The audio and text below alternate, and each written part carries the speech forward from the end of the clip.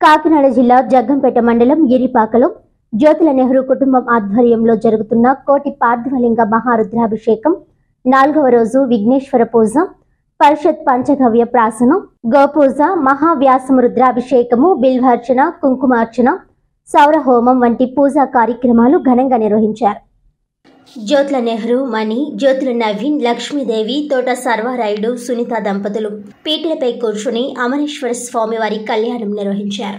ఈ కార్యక్రమానికి శృంగేరి శ్రీ విరూపాక్ష శ్రీ పీఠాధిపతులు శ్రీ శ్రీ శ్రీ జగద్గురు గంభీరానంద భారతి మహాస్వామి హాజరై మహారుద్రాభిషేకంలో పాల్గొన్నారు. వేలాదిగా భక్తులు పాల్గొని తమ స్వహస్తాలతో కోటి పార్థివలింగాలకు అభిషేకం నిర్వహించారు. పులిహోర, చక్కెర పొంగలి, దద్దోజనం ప్రసాదం భక్తులకు పంపిణీ చేశారు. ఈ సందర్భంగా మహాస్వామి మాట్లాడుతూ, పార్థివం అంటే శరీరమని, మన శరీరంతో రూపొందించిన ఈ కోటి పార్థివ శివలింగాల అభిషేకం శివుడికి అత్యంత ఇష్టమైనదని అన్నారు. కొందరు హిందూ ధర్మాన్ని అవహేళన చేస్తున్నారని, వారందరికీ భక్తితో సమాధానం చెప్పాలని అన్నారు. పెళ్లిలో వేద పండితులు ఉద్భవించే మంత్రాలు ప్రతి ఒక్కరూ అవగాహన చేసుకుంటే ఆ సంసారం సుఖ సంతోషాలతో ముందుకు సాగుతుందని, ఇంతటి మహత్కార్యంలో పాల్గొన్నందుకు ప్రతి ఒక్కరికి శివ సంకల్పం తోడుగా ఉంటుందన్నారు. ఉదయం నుంచి సాయంత్రం వరకు వేలాదిగా భక్తులు వచ్చి స్వామివారిని, అమ్మవారిని దర్శించుకుని తీర్థ ప్రసాదాలు స్వీకరించారు. ఈ కార్యక్రమంలో సానా సతీష్, జీను మణిబాబు, అడబాల భాస్కర్ రావు, సొంకువిలి రాజు, పాలచర్ల సత్యనారాయణ, గోడే బాల, భక్తజనం తదితరులు పాల్గొన్నారు.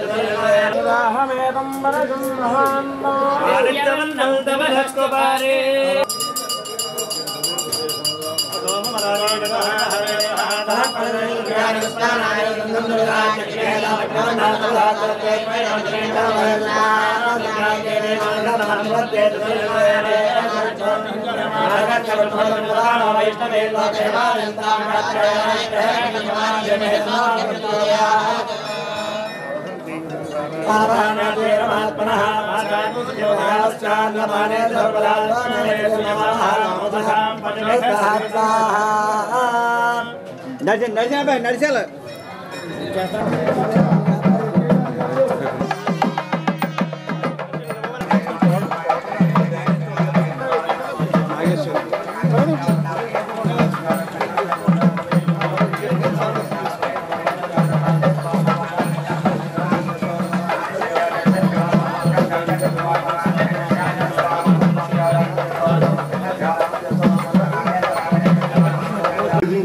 వార్తికాలు అంటాం మా యొక్క భాషలో, సంస్కృత భాషలో.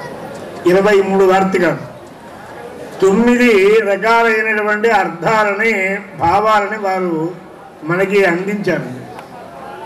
అన్నీ చెప్పుకోవాలంటే కనీసం ఒక 20 రోజులు పడుతుంది. కనీసం మనకి ఆ 23 శ్లోకాలకి 20 రోజులు పడుతుంది. అటువంటి గొప్ప విశేషమైనటువంటిది.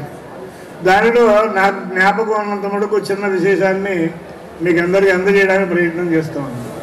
సహజంగా మనం దేవతారాధన చేసేటప్పుడు ఏ దేవతకైనా ముఖ్యంగా అందులో మనకి శివలింగానికి చేస్తాం.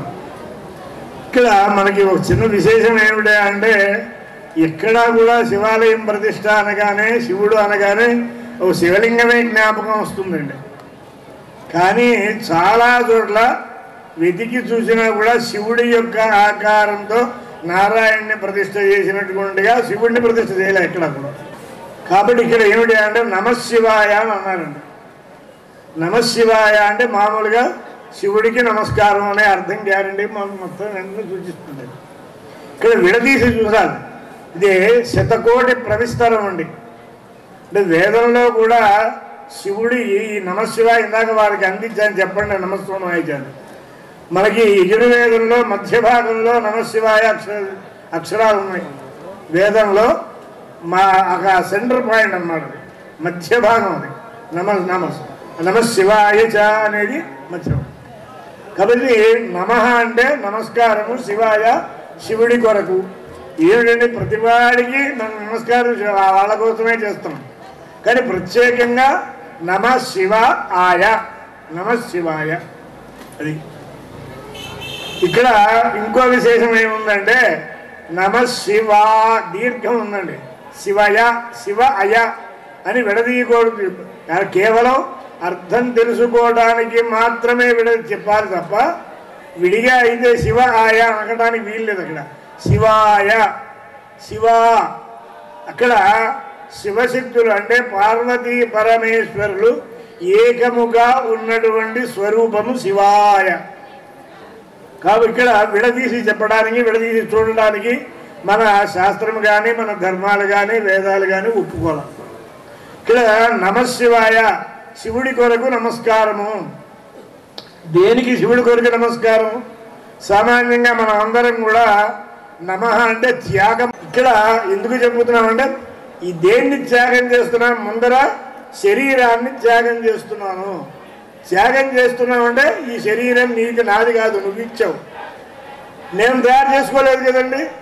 అదేంటంటే తల్లిదండ్రులు ఇచ్చారండి అని.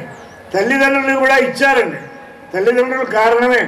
కానీ వీరికి వీరి తల్లిదండ్రులకి వీరు 8 మందో 10 మందో ఉన్నారనుకోండి, వీళ్ళందరూ ఇలాగే తయారయ్యారా? నెహ్రూ గారికి మళ్ళీనే కడం వాళ్ళందరూ తయారయ్యారా? వాళ్ళ రుచులు ఒకటేనా? వాళ్ళ ఎత్తు పొడుగు లావు అన్నీ ఒకటేనా? వారి తెలివితేటలు ఒకటేనా? అది కాదే.